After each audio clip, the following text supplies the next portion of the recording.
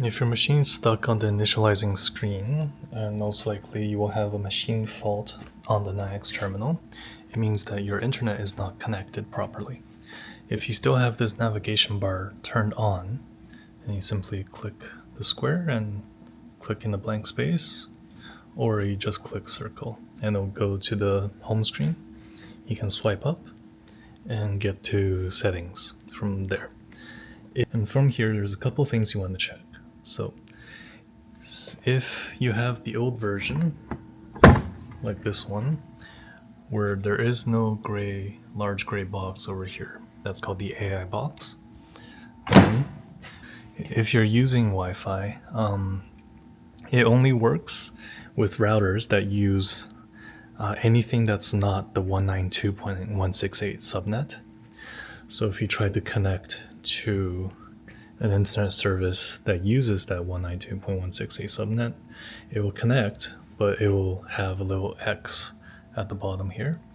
So our Wi-Fi here luckily uses the 10.0 subnet, so we're able to connect Wi-Fi. But regardless of whether you're using Wi-Fi or not, Ethernet should always be turned on, and hotspot and tethering, you want to have Ethernet tethering be turned on. So with that, it will pop back up. The app will automatically pop back up once you connect to the internet. But let's say we have the newer version, and I'm going to put a picture up on the screen to show you what the electronics would look like in that case. If you have that newer version with the AI box, when you're using Wi-Fi, like right now when the Wi-Fi is on, Ethernet must be turned off. So you need to go into Ethernet and turn that off, and then we have to click advanced and then go to hotspot and tethering, and Ethernet tethering should also be off. So if you're using Wi-Fi with the new version, both Ethernet and Ethernet tethering must be off. If you're not using Wi-Fi, so let's turn Wi-Fi off there, but you're using the SIM card, Ethernet just needs to be turned on, and Ethernet tethering, do not touch it, leave it off. So just double check, make sure that Ethernet tethering here, it is not turned on. So when you're using a SIM card, the only thing you need to turn on is Ethernet to get a signal from the router, and the Wi-Fi is off. So when you get a SIM card, it will ask for the IMEI information.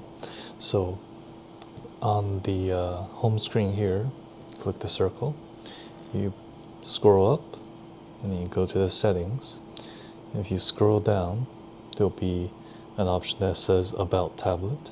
You click About, and in there is the IMEI information that you may have to provide for them to issue you a new SIM card. Wasn't focusing there, it's okay.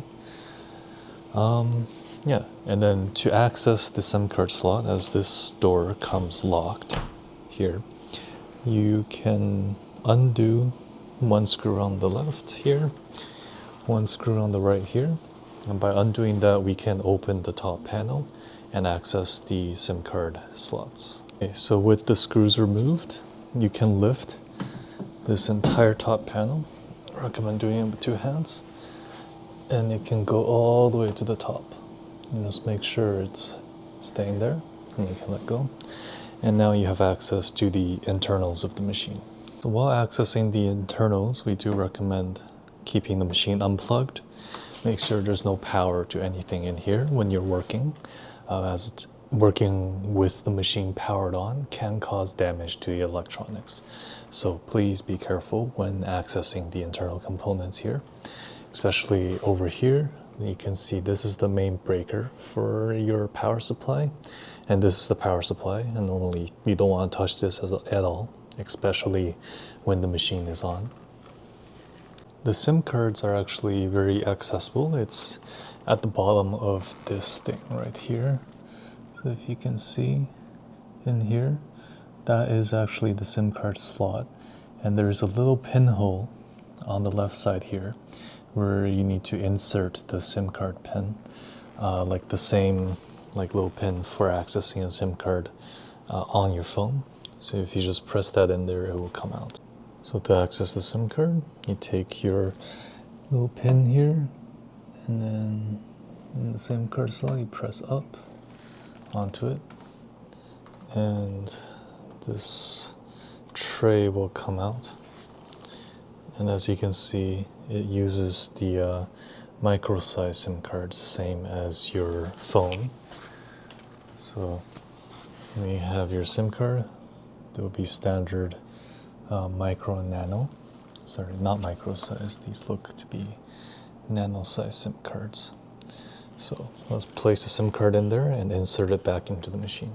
So with the SIM card inserted, make sure you hold it securely, and we push it back up, and on the left side it should be slightly longer than the right, and make sure it fits snug in there.